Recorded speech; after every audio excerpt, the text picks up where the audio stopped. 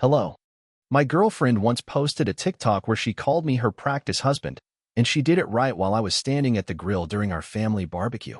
Her friend kept spamming the comments too, writing stuff like, "He's giving test run dad vibes." I didn't argue. I didn't even stick around long enough to eat. Instead, I quietly pulled the ring box out of my pocket, the one I'd planned to use later that night, set it down on the table, and just drove away without looking back. 2 weeks later, her sister reached out and texted me, saying, "She cries every time your name comes up. She's begging you to come home." I'm 30 years old, and I had been dating Madison, who's 27, for about 2 years. Honestly, I thought we had something really special. We barely ever fought, liked a lot of the same things, and we saw eye to eye on most of the big decisions you have to make in life. Marriage and kids weren't just casual topics for us. We talked about them seriously, and I truly believed we both wanted the same future. I loved her family too. I really thought they felt the same way about me. Out of all of them, her younger sister Emily, she's 25, was probably the one I was closest to. We got along great, shared the same dry sense of humor, and she used to joke all the time that I was like the brother she never had. Madison and I had been living together for almost 2 years in the house I bought just before we got serious. I had spent years working overtime, pinching pennies, and sacrificing vacations to save up enough money to buy a place instead of throwing it away on rent.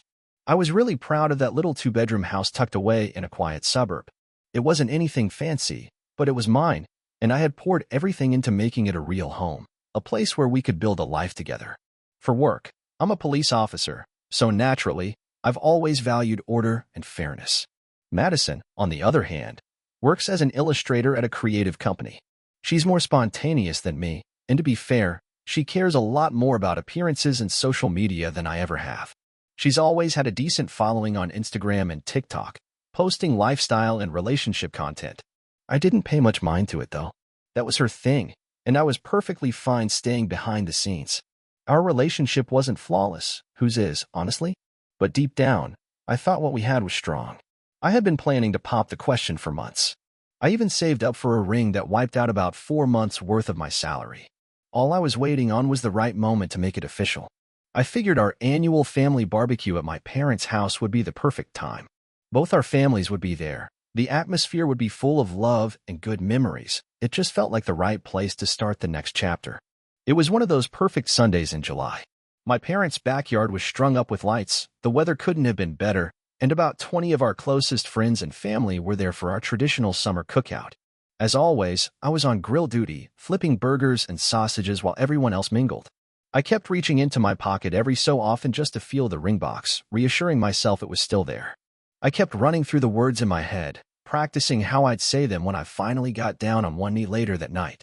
Madison was making her rounds, laughing, chatting with everyone. She seemed genuinely happy, and seeing her like that made my chest feel lighter. I did notice her glued to her phone a lot, but honestly, that was nothing new. She was always snapping pics, posting updates, checking her social media. I didn't think twice about it. At one point, my cousin Brandon wandered over to the grill, grabbed a beer from the cooler, and hung out next to me for a bit. "Dude," he said, looking kind of awkward, "have you seen Madison's latest TikTok?" I shook my head. "No, why?" He hesitated for a second, like he wasn't sure if he should even bring it up. "Maybe you should take a look," he said finally. I brushed it off at first, too busy trying not to torch the burgers. But something about the way he said it made my gut twist a little. About 10 minutes later, once I handed off the grill to my dad, I finally pulled out my phone. I barely use TikTok, but I kept the app around just to occasionally check in on what Madison was posting. I opened it up and clicked over to her profile. Sure enough, the latest video had gone up about half an hour earlier, and it was already blowing up, with hundreds of comments piling in. The video popped up showing Madison and a bunch of her friends messing around with some dance trend I didn't even recognize. But it wasn't the goofy dancing that hit me. It was the caption that landed like a punch to the gut.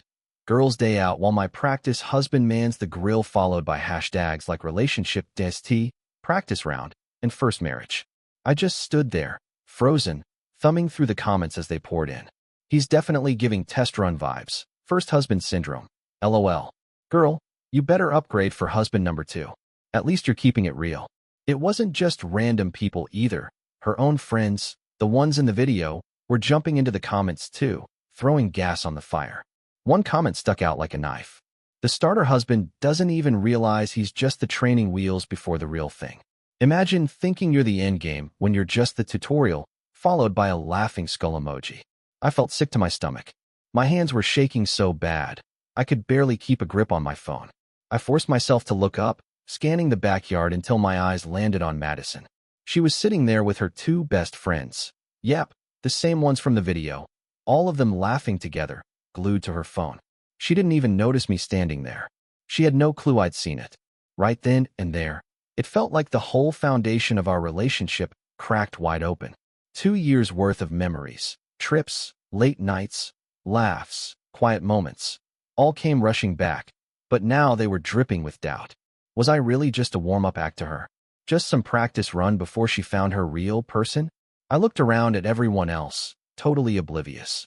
Our families mingling like everything was perfect. My mom was showing Madison's mom photos from our last vacation. My dad and her dad were arguing about sports, laughing like old friends. Everyone thought we were headed straight for marriage, the golden couple. Everyone except Madison, apparently. I slipped my hand into my pocket and felt the small velvet box hidden there. I'd spent months hunting down the perfect diamond, even had it set in a custom design after Madison pointed it out once in a magazine. I had this whole plan, sunset proposal, both our families there, a big speech ready about building a future together. Standing there with that ring in my pocket, all I could think was, what a damn joke. I set the tongs down, wiped my hands off on a towel, and quietly placed the ring box on the little table next to the grill. I didn't say a single word to anyone. I just turned, walked straight to my car, climbed in, and drove off. About 15 minutes later, my phone started lighting up like crazy, but I didn't even bother looking. I just powered it off. I needed time to clear my head. That night, I checked into a hotel. I couldn't stomach the idea of going back to our house. Well, my house now, knowing she might be there. The next morning, I finally turned my phone back on. 22 missed calls. Dozens of text messages. Most of them were from Madison. Messages like, "Where did you go? Why'd you leave without saying anything? Please call me back. I'm worried about you. Are you seriously this upset over some dumb TikTok? It was just a joke. You're overreacting. Everyone's asking where you went. You're embarrassing me." That last one hit harder than all the others. I was embarrassing her. Seriously? Mixed in were a few texts from my parents and a couple close friends, just checking in and asking if I was all right. And then there was one from Maddie, Madison's sister. I saw the video. "I'm so sorry, Tyler. That was cruel. You didn't deserve that. Let me know if you need anything." I only answered my parents and Maddie, letting them know I was safe, but needed some space to figure things out. As for Madison, I sent her one short text. "I'll be by tomorrow at 3 to grab some of my things. Please make sure you're not there." She fired back right away. "Are you serious right now? You're moving out over a joke? Tyler, you're blowing this way out of proportion. We need to talk about this face to face. You can't just throw away 2 years over something so stupid." I didn't answer. What was the point? In one thoughtless moment, she'd shown me exactly how little she really valued me, and maybe it wasn't even a slip. Maybe she meant for me to see it all along. The next day, I headed over to the house, timing it so she'd be at work. I grabbed enough clothes to last about a week, packed up my laptop, and gathered some important documents. As I was getting ready to leave, my eyes caught a framed photo sitting on the shelf. It was from our trip to Miami last year. We looked so happy back then, so in love it almost hurt to look at. I set the picture face down on the table and walked out. I extended my stay at the hotel and started browsing around for a short-term rental. I needed breathing room, a place where I could think clearly and figure out what the hell my next move was. Luckily, my boss was really understanding when I asked for a week off. I spent most of those days just driving around, hiking through some nearby state parks, doing whatever I could to clear my mind. Meanwhile, Madison kept blowing up my phone, her messages flipping back and forth between anger and desperation. Stuff like, "You're being childish. Please come home so we can talk. I miss you. I can't believe you're doing this to me. It was just a joke. Why are you punishing me like this?" After a few days of radio silence on my end, Maddie, her sister, reached out again. "Hey, I know you probably don't want to hear about Madison right now, but just a heads up, she's telling everyone you're just throwing a tantrum and that you'll be back soon. She's not taking this seriously. Thought you should know." That was the final shove I needed. That same day, I called up a real estate attorney and booked an appointment. Since the house was legally mine, my name only, no marriage ties, I had every right to ask her to leave. The attorney got a formal notice drafted for me, giving her 30 days to move out, just like the law required. I decided I was going to hand it to her myself. I wanted to look her in the eye when she realized this wasn't some childish outburst. This was me reclaiming my life. When I pulled up to the house, Madison's car was parked out front, along with another car I didn't recognize. I knocked on my own front door, feeling weirdly like a guest in my own home. When Madison answered, I saw the surprise flicker across her face before she quickly covered it with a big smile. "Tyler, finally." "I was so worried," she said, moving in like she was about to hug me. I took a step back instead and held out the envelope. She hesitated, her smile starting to slip. "What's this?" she asked. "Notice to vacate." "You've got a month," I said, keeping my voice steady.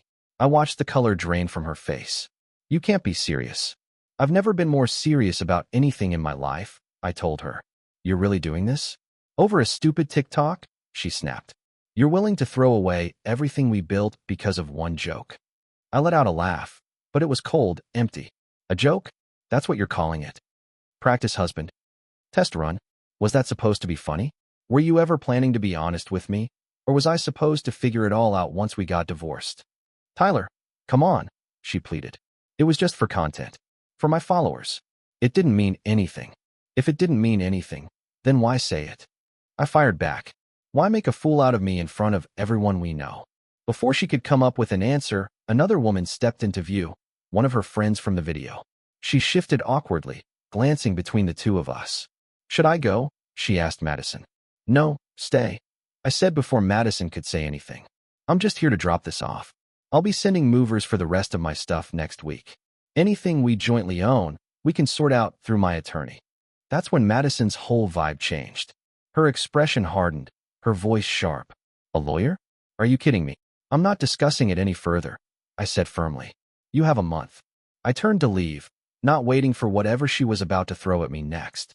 "Tyler, wait," she cried out, grabbing onto my arm. "It was just a stupid mistake," she said, her voice trembling. "I wasn't thinking. Please, can we just talk about this?" I gently pulled her hand off my arm. "There's nothing left to talk about," I said. "You showed me exactly who you are, and I believe you." Out of nowhere, she blurted, "What about the ring? My mom said she saw a ring box by the grill. Were you going to propose?" For a second, the hurt in her voice almost broke through my anger. "Almost. Yeah," I said quietly. "I was." Funny how life twists on you like that. Without another word, I turned and walked away, even as she kept calling after me, her voice cracking. It was hands down the hardest thing I'd ever done, but I didn't look back. The very next day, I found a furnished apartment about 15 minutes from my office.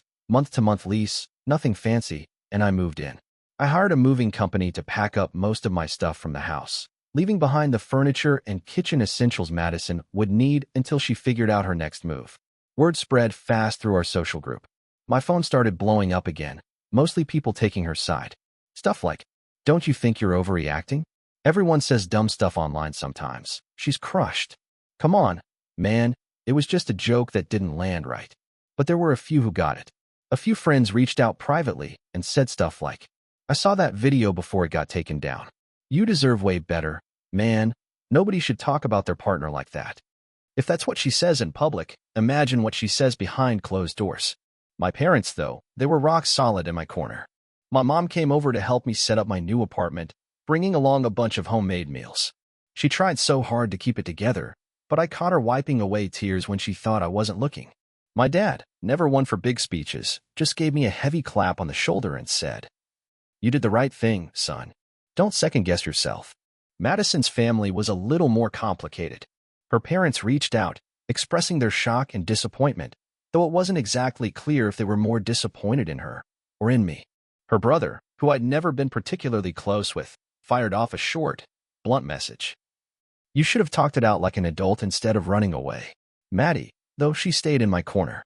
She kept texting me with little updates. Madison moved most of her stuff into a friend's place. Mom and Dad sat her down and had a long talk about respect and relationships. She deleted all her social media after the backlash. Apparently, after I left the barbecue, somebody, probably my cousin Brandon, dropped a comment on her TikTok. Something like, "You do know he was planning to propose tonight, right?" That comment blew up. It went viral, and just like that, Madison was getting hammered by complete strangers online. She deleted the video within a few hours, but it was too late. Screenshots had already spread everywhere. And honestly, I didn't feel good about it. Even after everything, I had loved her deeply, and some part of me still cared about her, whether I wanted to or not. But caring about someone didn't mean I was willing to be their practice run. 3 weeks after moving out, I was finally starting to feel a little steady again. I poured myself into work, picked up some old hobbies I'd let slide, and even joined a rock climbing gym just to burn off some of the extra energy. Dating again wasn't even on my radar yet. I was just trying to rebuild myself piece by piece. That's when Maddie texted me. She cries every time someone says your name. She's begging you to come back. I'm worried about her, Tyler. She's not eating, barely sleeping. She swears she didn't mean any of it and would do anything to make this right. For the first time since I walked away, I felt my resolve start to slip. I still loved Madison, no matter how badly she had hurt me. And the thought of her suffering absolutely tore me up inside. But then I thought back to everything, the comments from her friends, the casual cruelty, the way she humiliated me in front of everyone. If I went crawling back now, what would that say about how much I valued myself? I texted Maddie back. I'm sorry she's hurting. I am too. But I can't be with someone who saw me as temporary. Maddie responded quickly. I get it. And for what it's worth, I think she really is sorry. She told me she only said that stuff because her friends were pressuring her to post more relatable content about relationship doubts. Apparently, it gets better engagement. She added. Not that it excuses anything.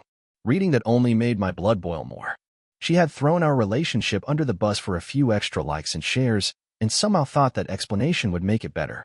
I didn't unload any of that on Maddie, though. I just thanked her for reaching out and left it at that.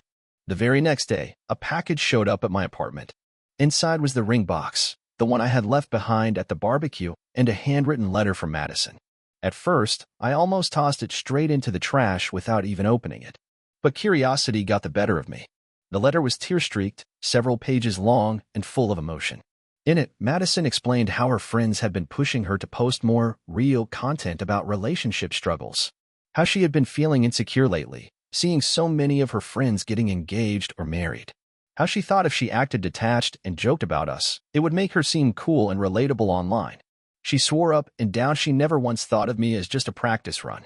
She said she truly wanted to marry me, that I had been the best thing in her life, and that she had thrown it all away for a few fleeting moments of internet approval. It was a good letter. A heartfelt, sincere one. If it had landed in my hands a week earlier, maybe, just maybe, it would have changed something. But sitting there holding it, something still didn't sit right with me. There was so much about her in that letter, her pain, her regrets, her feelings, but barely any real acknowledgement of just how badly she'd hurt me. I slid the letter into a drawer and tried my best to push it out of my mind. For days later, around 9 p.m., my doorbell rang.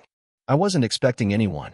When I opened the door, there she was, Madison, standing on the doorstep, her eyes red and swollen from crying, holding a small gift bag in her hands.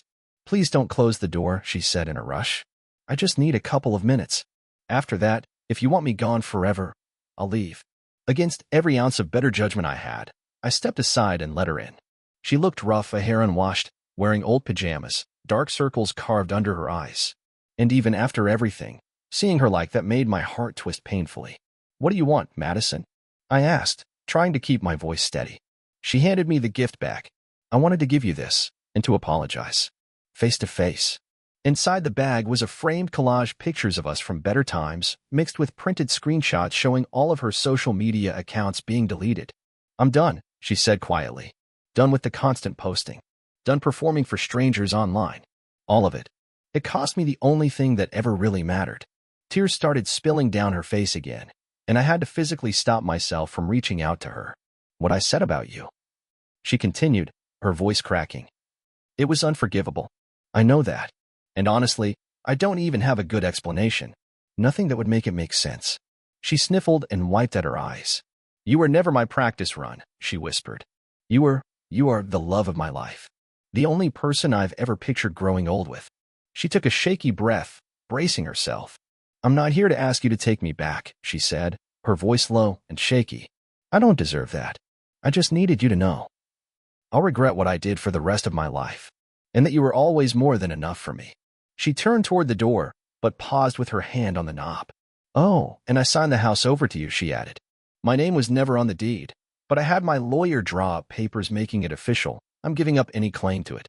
She gave a sad little smile. It was always your dream house, not mine. I wouldn't feel right trying to take that from you. And just like that, she walked out. I stood there in my apartment, holding the collage she'd made, feeling completely adrift. Like I didn't know which way was up anymore. That night, I couldn't sleep. I just kept lying there, staring at the ceiling, replaying every moment of our relationship in my mind. Was the TikTok just a horrible one-off mistake? Or had she always seen me as something temporary, a placeholder she was never planning to keep? I knew I couldn't figure it out alone. So I called the one person I trusted to give it to me straight. My older sister, Ashley. I laid everything out for her, the whole story, every messy detail, and then I asked, "What do you think I should do?" Ashley didn't answer right away. Instead, she asked me, "Do you still love her?" "Yeah," I said, my voice cracking a little. "But I don't know if I can ever trust her again." "Trust can be rebuilt," she said carefully, weighing each word. "But it only works if both people are all in. The real question is, do you even want to try?" I sat there with the phone pressed to my ear, completely silent. Because honestly, I didn't know. The very next day, another text came in from Maddie. Madison accepted a job offer in Boston.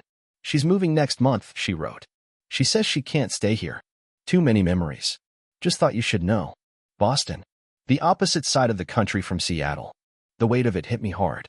This wasn't just a breakup anymore. It was the end of us.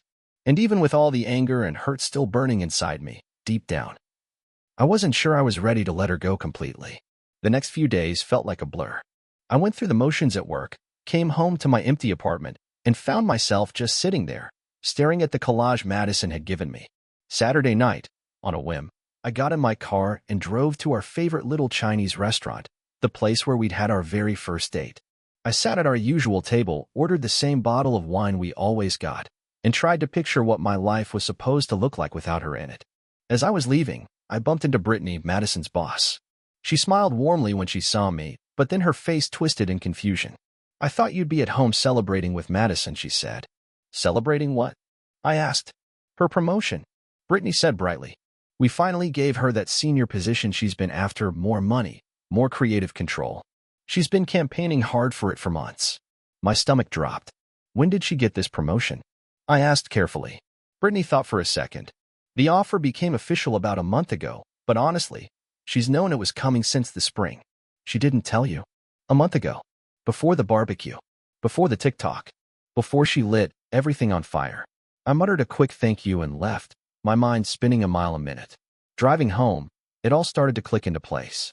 The breakup, the guilt trips, the big move to Boston that she supposedly couldn't handle staying for, none of it was real. She hadn't been planning to leave. She wanted to stay here, stay single, and free up her life for her promotion. And she knew exactly how to get to me. She told Emily she was moving, banking on the fact that Emily would pass it along, hoping it would tug at my heartstrings. It was pure manipulation. When I got home, I decided to dig a little deeper. I pulled up a buddy's Instagram account, one Madison wouldn't recognize, and searched for her profile.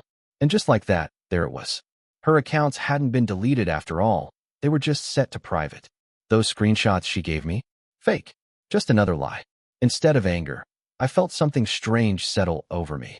A weird, steady sense of calm. In that moment, all the doubt I'd been carrying around disappeared. I knew exactly what I had to do. The next morning, I reached out to Emily and asked if she'd meet me for coffee. When she showed up, she looked uneasy, kept fidgeting with her cup, avoiding my eyes. I didn't waste time. "Did you know?" I asked straight out, no sugarcoating. She stared down at her hands, like she wanted to disappear. "Know what?" she asked quietly. "That Madison isn't moving to Boston. That her social media accounts were never really deleted. That this whole heartbroken act was just that. An act." Emily's face crumpled, guilt written all over her. "I'm so sorry, Tyler," she said, her voice shaking. "She's my sister. She begged me to help her. Told me she made a horrible mistake and just needed a chance to explain things. I didn't find out about the fake screenshots and the Boston lie until later. Honestly, I wasn't even mad anymore. I was just drained." "Why tell me now?" I asked. "You could have kept playing along." She looked me straight in the eye for the first time. "Because you deserve better," she said simply. "And because once I realized I was helping her manipulate you, I knew I wasn't any better than she was." I nodded and thanked her for finally being honest. On the drive home, I made one call, just one. I dialed Madison. When she picked up, I didn't give her a chance to speak. I know about the promotion. I know the screenshots were fake. I know you're not moving to Boston. Don't ever call me again. Before she could get a word out, I hung up and blocked her number. That afternoon, I hired a contractor and kicked off a full renovation of my house. Fresh paint, new floors, and a complete overhaul of the kitchen. The one Madison had always found something to complain about. I made it my mission to erase every trace of her from my home and from my life. I took the ring back to the jeweler and used the refund to finally book a trip I'd been dreaming about for years, a month-long tour through Europe. It was something I'd always wanted to do, but kept putting off because Madison had no interest. For an entire month, I wandered across Europe, tasting incredible food, exploring new cities, figuring out who I was when I wasn't trying to fit into someone else's idea of a future. When I came home, a little tanner, a lot calmer, and feeling more like myself than I had in ages, there was one last letter waiting for me. This time, it wasn't tearful or apologetic. It was full of anger and blame. She accused me of being cold, unforgiving, said I had humiliated her by walking out at the barbecue, claimed that if I had truly loved her, I never could have left so easily. She even said she was better off without my fragile male ego. I actually laughed as I read it. A real, genuine laugh. Because for the first time, I saw her clearly. No rose-colored glasses. No excuses. Just the truth. I shredded the letter without even thinking twice and got back to living my life. Now, it's been almost exactly a year since that barbecue. I'm still in my house. Only now, it's completely redone to my own taste, and it finally feels like home. Work's been great. I earned a promotion, and I've built a bigger social circle than I ever had before. I even started dipping my toes back into dating, though nothing serious yet. Taking my time. Doing it right. As for Madison, she did end up moving, but not to Boston like she said. She stayed right here in Seattle. According to Emily, who I stayed good friends with, Madison is dating a new guy now. Someone with a big social media following who pops up in a lot of her posts. She looks happy. And honestly, I hope she is. As for me, I've learned one of the toughest, but most important, lessons of my life. You have to see people for who they truly are, not who you want them to be. I ignored a lot of red flags because I was in love, because I had a plan, because I thought I knew exactly how our story would turn out. But sometimes, the hardest lessons are the ones that shape you into the person you're meant to be. I'm honestly grateful I found out how Madison really saw me before I slipped that ring on her finger, before we signed mortgage papers together, before we ever talked seriously about having kids. As painful as the breakup was, it's nothing compared to what a messy divorce would have looked like down the line. Just last week, while I was cleaning out my home office, I stumbled across the gift bag Madison had given me, the one with the photo collage inside. I'd shoved it into a drawer and completely forgotten about it. I pulled it out, looked over all those smiling faces, those snapshots of a relationship I once believed was perfect, and honestly, I didn't feel anything but gratitude. Not gratitude for what we had, but for how it ended. I tossed the collage into the trash without a second thought, then headed outside to fire up the grill in my newly landscaped backyard. Cold beer in hand, sun setting behind me. I felt more at peace than I had in a long time. Genuinely excited for whatever life had in store next. Bye-bye.